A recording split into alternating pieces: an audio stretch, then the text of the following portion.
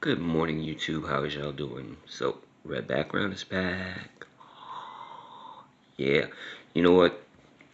It's a nice studio. This is a studio. Believe me, it's just kitchen. Okay. All right. So here's the deal. I want to talk to you guys about COVID. I know. Everybody's talked to you guys about COVID. I'm pretty sure that coming out of the womb, newborn babies were like, okay, we're gonna get a COVID shot before they even met their parents. And I think it's important to talk about something other than the death rate because you've got one side talking about it like, oh my God, this is a huge tragedy. So many people are dying. And you've got the other side that are like, it's not that many people. And yeah, I tend to side with the people that are freaking out about how many people are dying rather than the ones that are just blase about it. But that's just me. Um, when it comes down to it, I'd like to tell you a story.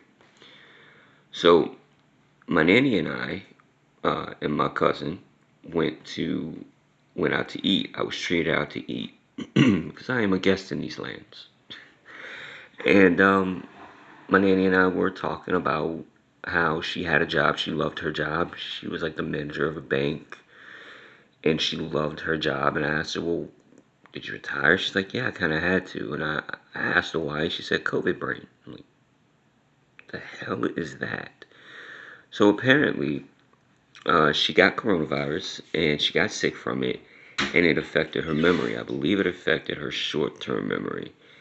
And she has issues remembering things, obviously, since it affected her memory. Redundancy. It is awesome. But I was like, I didn't know COVID could do that. Just like I didn't know coronavirus had a or could have a permanent effect on the lungs, which now that I think about it makes sense. On the heart, which now that I think about it makes sense. And other organs, it can permanently negatively affect people.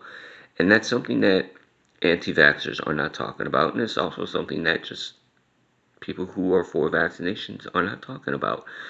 Not really, not as much as the death toll. And I think it's an important thing to talk about because, yes, coronavirus apparently is affecting us, those who catch it, um, not only in a permanent way as far as killing people, but in a permanent way as far as changing the body and causing possible handicaps. Now, I'm not saying that it's making people disabled. What I'm saying is that it's causing people to suffer permanent adverse side effects that could affect their lives in a way that is, as I said before, permanent, right? And the fact that it's not being discussed is a tragedy and a shame, especially because people like my nan, who loved her job, who went to her job and, enjoyed her day, she can no longer do her job because of the fact that she suffers from short term memory loss because of COVID. And, you know, a lot of memorization goes into that job.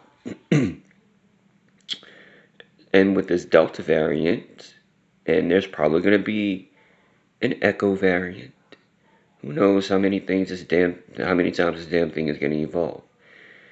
There are so many reasons that we should get vaccinated and stop listening to these idiotic government conspiracies and start looking at, instead of how the virus came about, um, how we can stop the virus ourselves. And apparently, the vaccines have been working.